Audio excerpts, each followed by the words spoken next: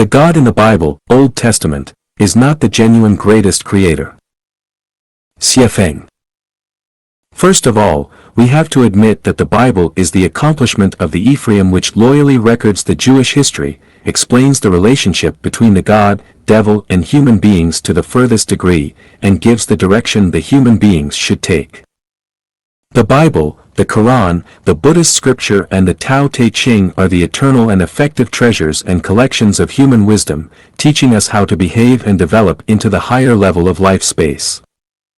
In the beginning God created the heavens and the earth.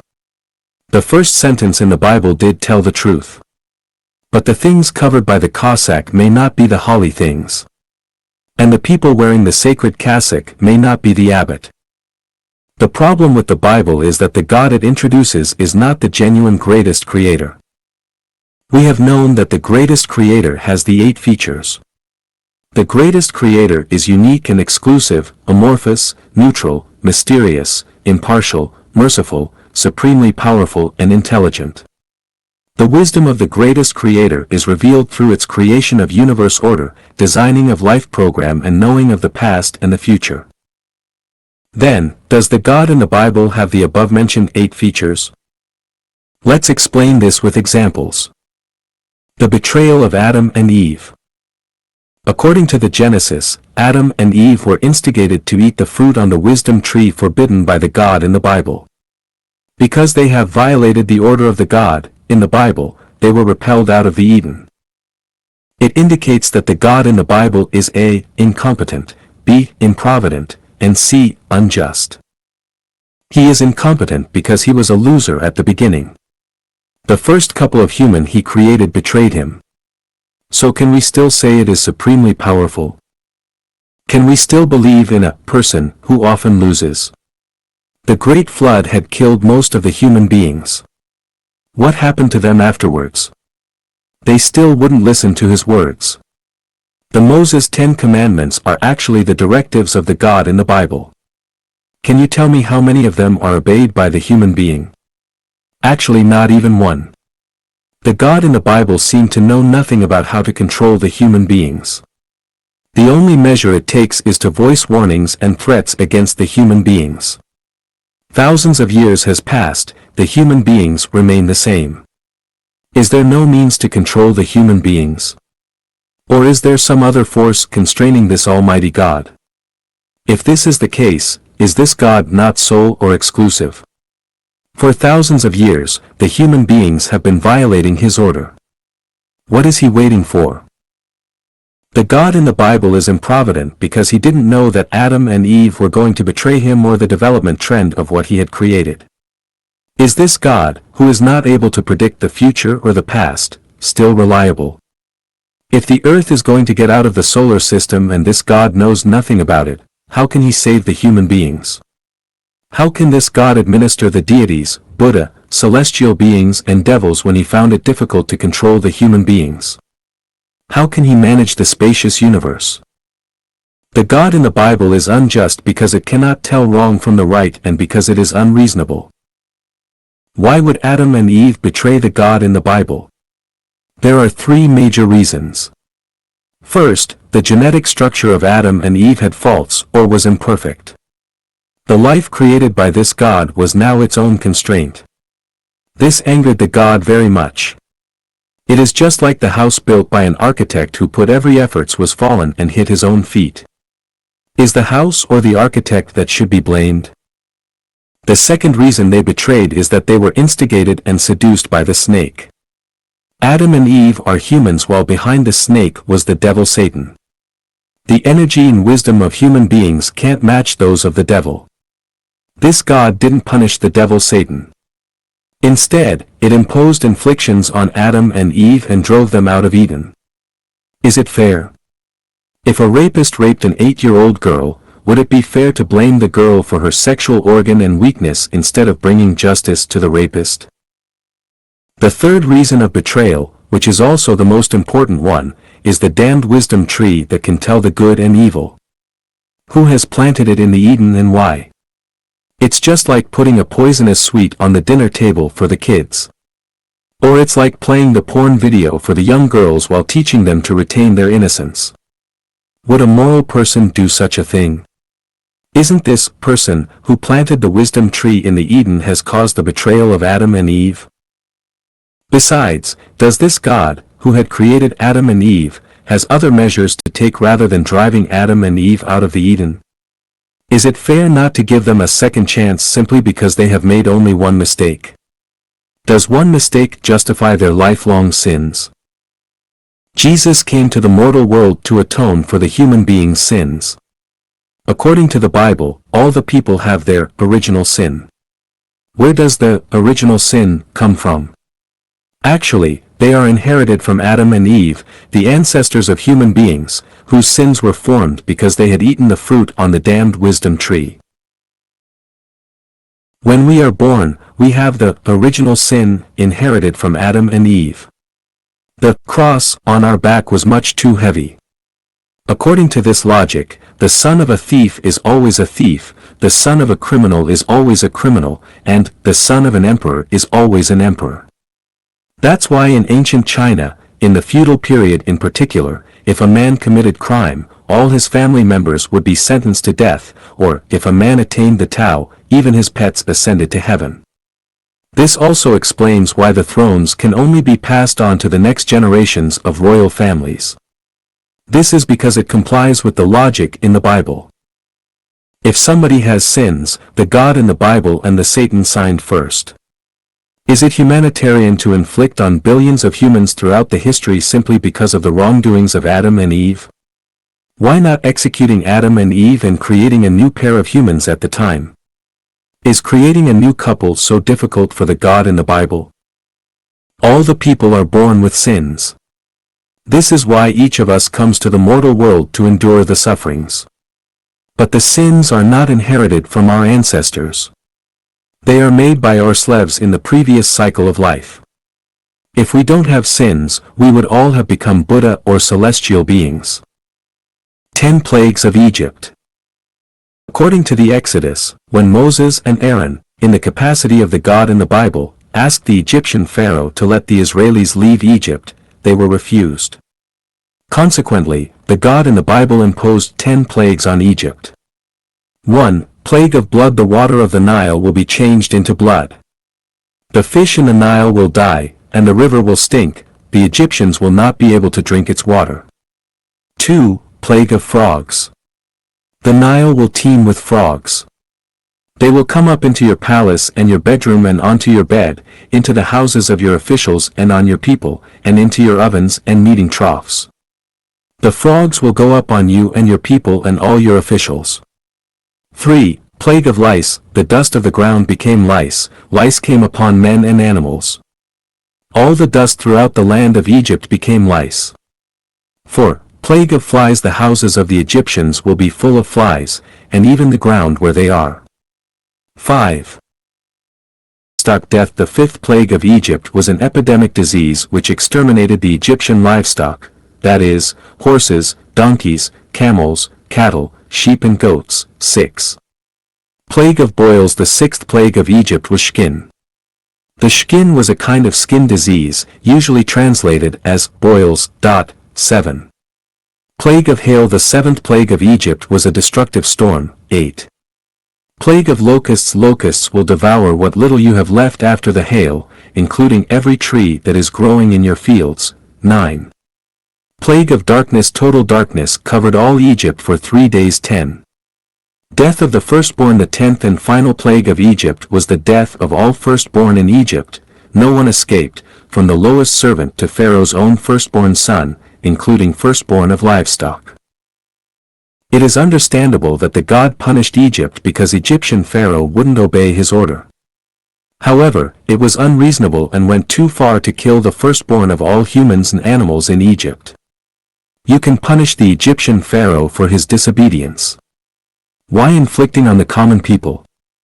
Even worse, the God would kill the kids of the girl slaves working as donkeys in the lowest rank.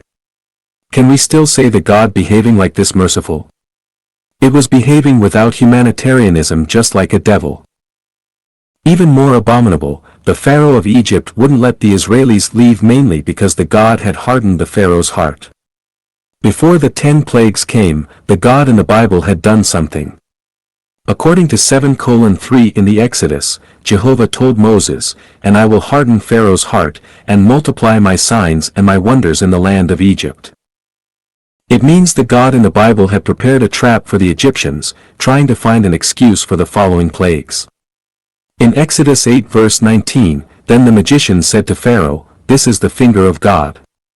But Pharaoh's heart was hardened, and he did not listen to them, as the Lord had said. In Exodus 9 verse 35, and the heart of Pharaoh was hardened, neither would he let the children of Israel go, as the Lord had spoken by Moses. In Exodus 10 verse 20, but the Lord hardened Pharaoh's heart, so that he would not let the children of Israel go. In Exodus 10 verse 27, but the Lord hardened Pharaoh's heart, and he would not let them go.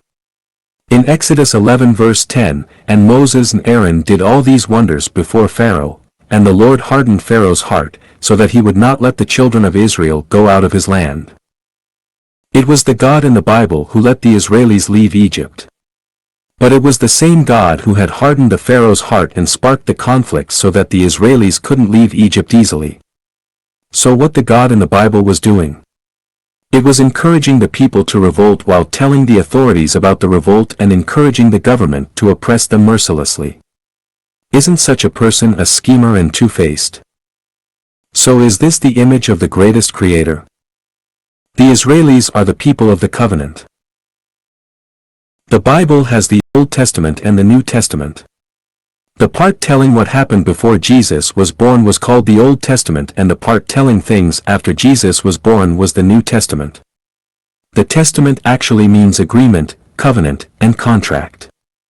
The whole Bible is the agreement, covenant, and contract between the Israelis and the greatest creator. So here is a paradox.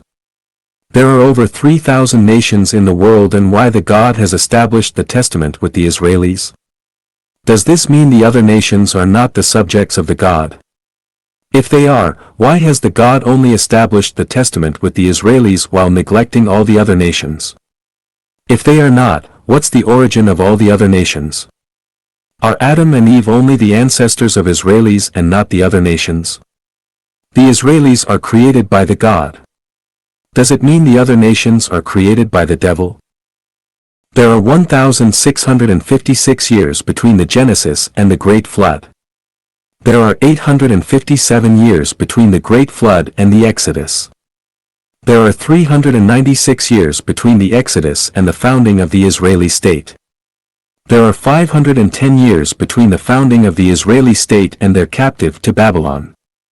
There are 152 years between their imprisonment in Babylon and the re-establishment of Jerusalem. There are 450 years between the rebuilding of Jerusalem and the birth of Jesus. There are 2003 years between the birth of Jesus and today. So according to the Bible, the history of human beings is about 6,376 years. According to the Bible, there were only 8 people survived the great flood on the earth. They were the couple of Noah, their 3 sons and their wives. It means that 4,700 years ago, there was no one else living on the earth except for the Noah family. But this has brought some other questions. First, where do the American Indians come from? According to the theory of continental drift, America drifted away from the other continents. But it couldn't happen within 4,700 years of time. Then how the Noah family reached America from the Middle East? After the Great Flood, there were only 8 members in Noah family. It was impossible for them to get dispersed. Noah couldn't let one of his sons and his wife to cross the freezing Siberia and the Bering Strait to get to America. Second, where did the African blacks come from? From the perspective of genetics, the blacks, yellows and whites have their separate ancestors. A couple of pure whites couldn't generate the blacks and yellows. Even the evolvement couldn't produce the blacks and yellows in 3,700 years of time. Besides, according to Darwin's evolutionary theory, the survival of the fittest, could the Israelis able to write the Bible evolve into the African blacks? The blacks are not the matches of Israelis in the intelligence no matter how we exaggerate their abilities. Now let's come to the Chinese nation. The first Chinese king was born about 4,600 years ago. The story of Dayu's flood control happened about 4,200 years ago. It was impossible for the future generations of Noah to come to mainland China 100 years after the Great Flood. Even if they did it, how could they produce so many people who followed Dayu to control the flood? Where does the Chinese nation come from? Are the flood control by Dayu were just the Great Flood? From the perspective of the Bible, the biological evolutionary theory could never be accepted. But once we accepted the theory, it would deny the theory that the God created the human beings. But if we denied the evolutionary theory, there was no way to explain the origin of the blacks and yellows, and we can't say Adam and Eve are the common ancestors of all human beings. The story of Cain. The first child of Adam and Eve, after they were driven out of the Eden, was Cain, followed by Abel. And in process of time it came to pass, that Cain brought of the fruit of the ground an offering unto the Lord. And Abel, he also brought of the firstlings of his flock and of the fat thereof. And the Lord had respect unto Abel and to his offering, but unto Cain and to his offering he had not respect. Out of jealousy, Cain killed his brother Abel. We want to ask the God in the Bible some questions. Why do you favor the offerings of Abel instead of those of Cain? Is Cain killing his brother Abel not your fault? If you had never favored one of them, how could it arouse the jealousy of Cain? Why the people created by you had so many troubles? Adam and Eve wouldn't follow your orders and their kids killed each other. As the God, you don't have the ability to solve these problems? Or is it what you have designed? Cain was a murderer and deserved the punishment. But you told Cain, therefore whosoever slayeth Cain, vengeance shall be taken on him sevenfold. So what kind of the justice standard is it? It is hardly understandable not to levy the punishment on the criminal. But it is even more understandable to have revenge of sevenfold on those who would punish the criminal. Is it protecting the criminal? That's why the few thousand years of human history were full of blood, violence and crime. The God in the Bible has been protecting the criminals. Therefore whosoever slayeth Cain, vengeance shall be taken on him sevenfold. Because Cain is a criminal, we can fully understand it as, therefore whosoever slayeth the criminal, vengeance shall be taken on him sevenfold. We can conclude we had better become criminals because the criminals are protected and the good men are not. The good men have the risk of being revenged sevenfold. The prophet and the dream. In the Bible, there are a large number of prophets and dreams. The prophets are the representatives of the God in the mortal world. They have unimaginable wisdom and power, which sink the average people with average wisdom into the mist. If someone says, I am a prophet, should we believe him or not? If we don't, we are standing against the God. If we do, how can we know the prophet is a fake or not? Now let's talk about the dreams. There are many dreams and dream analysis in the Bible, in particular in the Revelation. Of course, those who can analyze the dreams are all prophets. But they have also brought a lot of puzzles. First, has the prophet had the dream at all? No one could see his dream and he could well compose some dreams and cheat us. If he really had the dream, was his analysis correct, or was he analyzing the dream on the reverse aspect? I want to ask the God in the Bible, in the Old Testament, you used to talk directly with the human beings. Then why you stopped doing so later? Are the Adam and Eve on other planets also disobeying your orders? Why would you warn the human beings in the form of dreams? Why not tell us the truth directly? Don't you have the ability to do so? Don't you have time? Don't you have some secret sorrow? I can give many other examples to state that the God in the Bible does not have the features of being unique and exclusive, amorphous, neutral, mysterious, impartial, supremely powerful, merciful and wise as genuine greatest creator has. So we can affirm that the God in the Bible is not the genuine greatest creator.